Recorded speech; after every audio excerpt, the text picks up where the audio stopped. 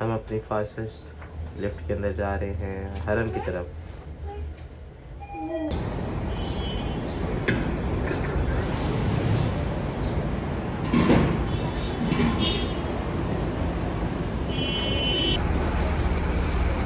Late हो गए हैं हम, ज़ोहर का टाइम होने वाला है, 10 मिनट रह गए हैं। अभी अभी हमने नाश्ता लिया है। असल में हम बीमार जब से हुए ना तो रूटीन हमारी काफ़ी आउट हो गई है। ये मेरे दूसरे स्लीपर हैं जो मैं लेके आया हुआ था। अगर ना लाया था तो फिर मुझे यहाँ से न्यू परचेज़ करने पड़ते हैं। अपने साथ एक एक्स्ट्रा पेयर रखा करें। तो आज हम जा रहे हैं गेट 74 के ऊपर। आज हमने सोचा कि ऊपर वाले मताफ़ पे हम बेबी के प्रैम के साथ एक तवाफ़ करके देखते हैं कि कैसा एक्सपीरियंस है और कितना टाइम लगता है। इस टाइम हम बैठे हुए हैं सेकंड फ्लोर के ऊपर और मैं बेबी को प्रैम के साथ अपने यहाँ पे तवाफ़ करवा रहे हैं। और यहाँ पे आप व्हील चेयर देखें और स्पीड जा रहे हैं। सबसे बड़ा मसला ये है कि आपने इनसे अपने पैर बचाने हैं, चोट लग गई तो बहुत बड़ा मसला होगा। और ये भगा के जा रहे हैं और ज़्यादातर लोगों ने शूज़ भी पहने हैं अपने पैर बचाने हर हाल में। और बेबी लॉलीपॉप खा रही है। बेबी को हर 2 सेकंड बाद एक नई लॉलीपॉप मिल जाती है।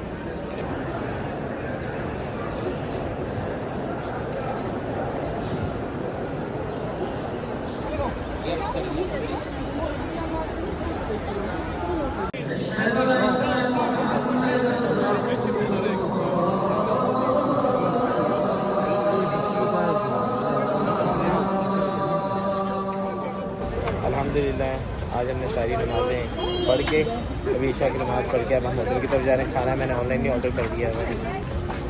मैंने सोचा था जाने से पहले ना यहाँ पे जो खाने मैंने लिस्ट बनाई थी वो सारे खा के जाने हैं। आज एक अल्तेजस है, उसका ब्रोस्ट ऑर्डर किए, उसका भी मैंने लिस्ट में नाम था, तो आज खा के देखेंगे वो कैसा है। यकीन माने इतनी ऊँची मक्का में आने के बाद किसी चीज़ की नहीं होती जितनी ऊँची तेज़ लिफ्ट होने की है। ये आपको एक्सपीरियंस होगा जब आप स्लो लिफ्ट का करोगे। अभी मैंने ग्राउंड फ्लोर से स्टार्ट किया है और अभी मैं 6th फ्लोर पे पहुंच गया हूँ। That's it, just 15 seconds. मैंने लास्ट होटल मदीना वाले में तो जो लिफ्ट का इशू ये था कि लिफ्ट का डोर ओपन होते होते थे 15 सेकंड लगते थे। ये है उनका ब्रोस्ट। इसका भी मैंने सुना है कि यार ये अच्छा है, ब्रोस्ट यहाँ का ट्राई करें। और ये है रोस्ट, और इसका भी मैंने सुना है ये भी अच्छा खाने वाला है। मेनली ब्रोस्ट था, मैंने ये भी साथ ऑर्डर कर दिया है। मैं क्या एक दफ़ा आए तो सारा कुछ खा पी के जाएँ।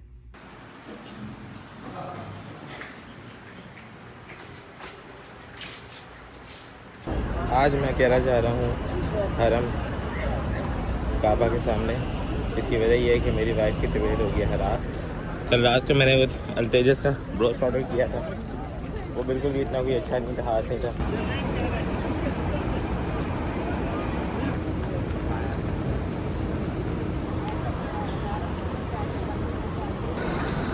अल्हम्दुलिल्लाह ज़ोहर की नमाज़ भी पढ़ ली है, मल्टीपल तवाफ़ भी करनी है।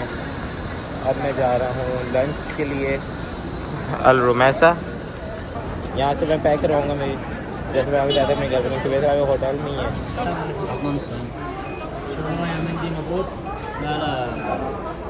अल्हम्दुलिल्लाह वापस पहुँच गया हूँ। रास्ते में मैंने एक ये ले लिया, एक मैंने पहले लिया तो अच्छी क्वालिटी का, एक नॉर्मल क्वालिटी का भी लिया है मैंने। इसका मुझे काफ़ी शौक़ था पहनने का, मगर अब से मैं पहनना स्टार्ट करूँगा। अस्सलाम वालेकुम। प्लान में कुछ आ गई चेंजिंग। जैसा आपको पता है मैं ज़ोहर की नमाज़ पढ़ के खाना वगैरह लेके होटल गया था, मगर जाके फिर मेरी एजेंट से डिस्कशन हुई है, मेरी ट्रेन टिकट नहीं हुई थी, तो हम 1-2 दिन आगे करवा रहे हैं, एक्सटेंड करवा रहे हैं। और जो आज मैंने ज़्यारतें करी थी वो भी आज नहीं करूँगा, मैं भी कल करूँ। अब हम दोबारा से अपनी फैमिली को लेके, इन्होंने रेस्ट कर लिया आज, अब मैं इनको लेके जा रहा हूँ हरम। जितने और दिन यहाँ पे हम गुजार लें हमें क्या है, हम तो खुश हैं। मेरा तो दिल ही नहीं कर रहा था यहाँ से जाने को, बड़ा अफसोस हो रहा था। अल्हम्दुलिल्लाह 1-2 दिन और मिल गए काबा के पास।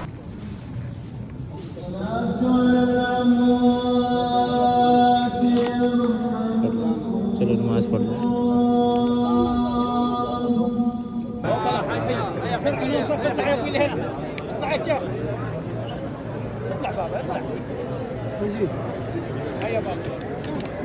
आज हमारा यहाँ से उठने का दिल नहीं कर रहा। तकरीबन रात के 11 बज गए हैं। आया था मैं, मगरिब पढ़ी, ईशा पढ़ी, बीच में तवाफ़ भी किया है। अभी भी देखें आज शब जुमा है तो बहुत ज़्यादा रश है।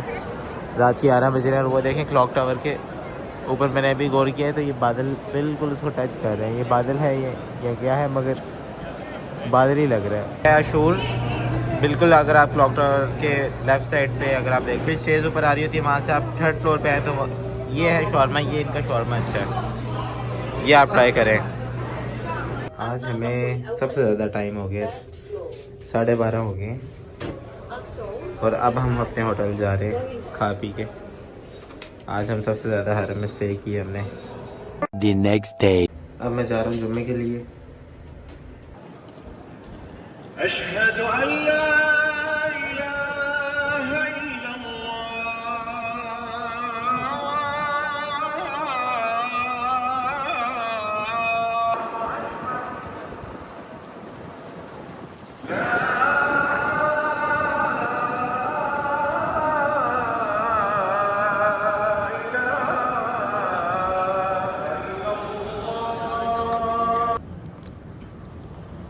الحمد لله فالق الحب والنوى أحمده سبحانه على نعمه التي لا تعد ولا تحصى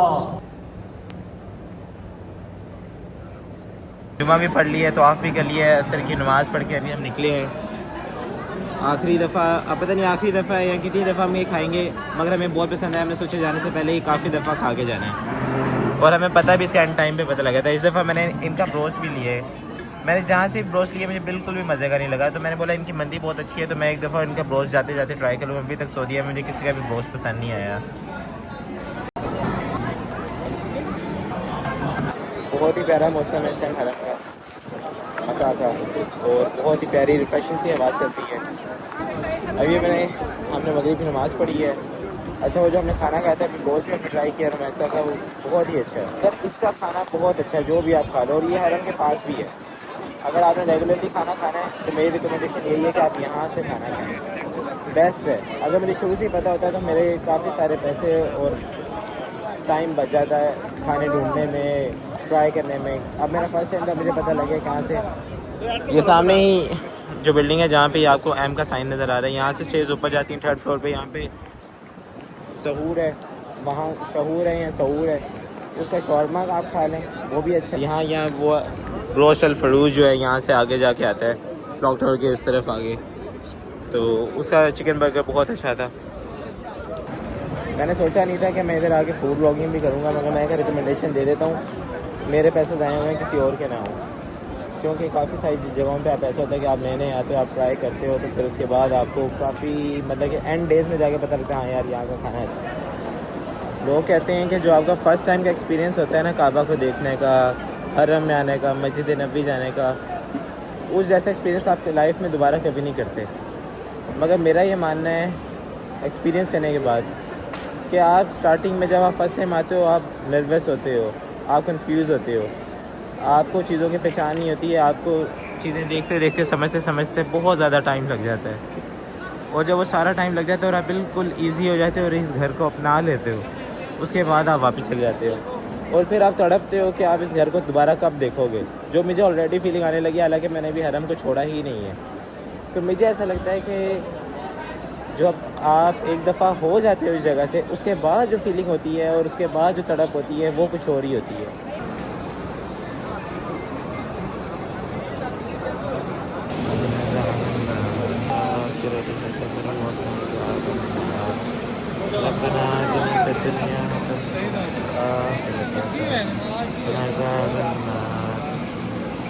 तकरीबन 11:15 हो रहे हैं और अभी मैं होटल की तरफ जा रहा हूँ। मेरी फैमिली पहले से लगी थी, उनकी थोड़ी तबीयत ख़राब थी। मेरे आखिरी ईद कुछ दिन है तो मैंने कहा कि ज़्यादा टाइम स्पेंड करता हूँ। मैंने जो चीज़ देखी है, विटनेस की है, तवाफ़ के लिए जो सबसे बेस्ट टाइम है वो ज़ोहर से पहले और ज़ोहर के बाद है, असर तक। असर के बाद आपको सही तवाफ़ का टाइम नहीं मिलता उन लोगों के लिए जो लोग नहीं चाहते कि उनसे नामहरम लोग टच हों, उनके लिए मैं बात कर रहा हूँ। मैंने रात को भी देख लिया है, मतलब कि मैं लेट नाइट तो नहीं आया, मैक्सिमम 11:30 बजे तक रहा हूँ, या मे भी शायद कल हम 12 बजे तक रहे हैं, मगर रश कम नहीं होता। ये देखें, लोग आने वाले ज़्यादा हैं, जाने वाले कम हैं। सबसे ज़्यादा अफसोस की बात यह है कि लोग ना जानबूझ के आपको टच करके गुजरते हैं कि उनको बहुत ज़्यादा स्पीड होती है। और मैंने स्टार्टिंग में भी थोड़ी स्पीड लगाने की कोशिश की, और फिर मुझे बाद में ऑब्ज़र्व किया कि ये मैं इबादत नहीं कर रहा, ये मेरा फोकस नंबर स्पीड के ऊपर है कि मैं किसी तरीके से जल्द तवाफ़ कर लूँ, कैसे लोगों को डॉज कर लूँ।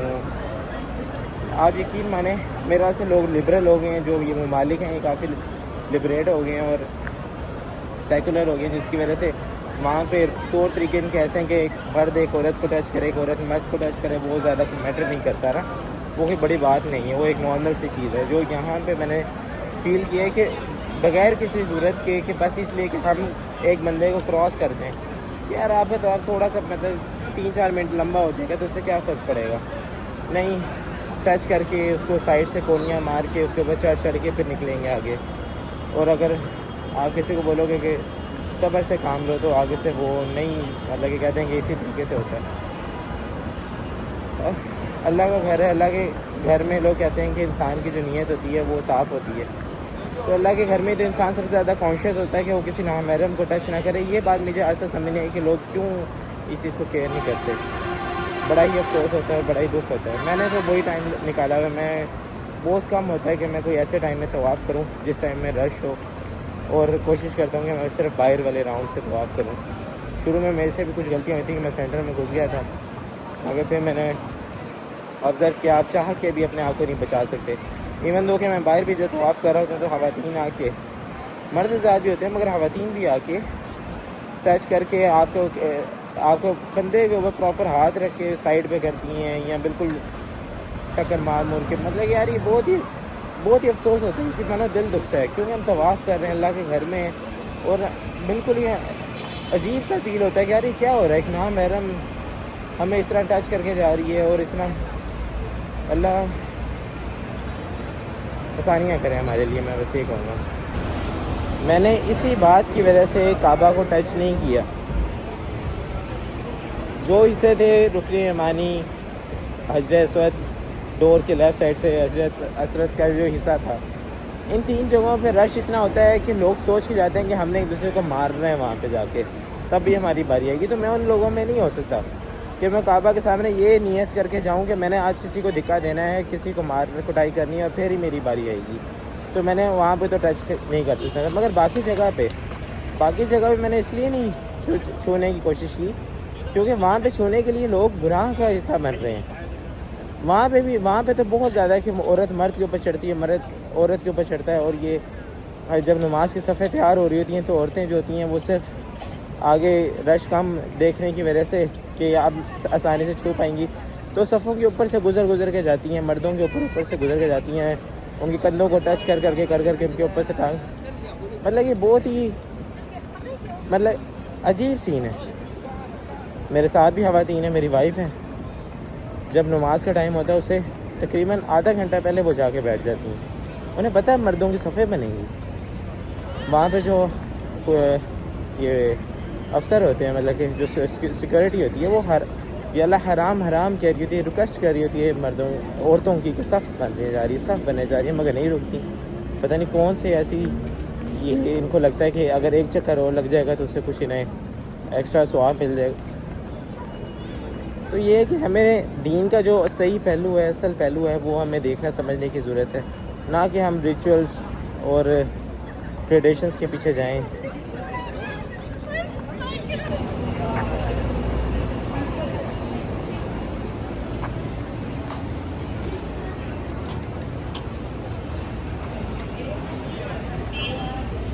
यार मैंने मदीना में कैट्स नहीं देखी, सिर्फ मक्का में देखी हैं कैट्स। मैंने मदीना की बहुत सारी गलियों में घूमा हूँ, पता नहीं क्या सीन है कि मदीना के अंदर मैंने कैट्स नहीं देखी। मैंने बहुत ऑब्ज़र्व किए, देखे ना मेरे होटल के बाहर भी बहुत सारी कैट्स हैं। ये कैसी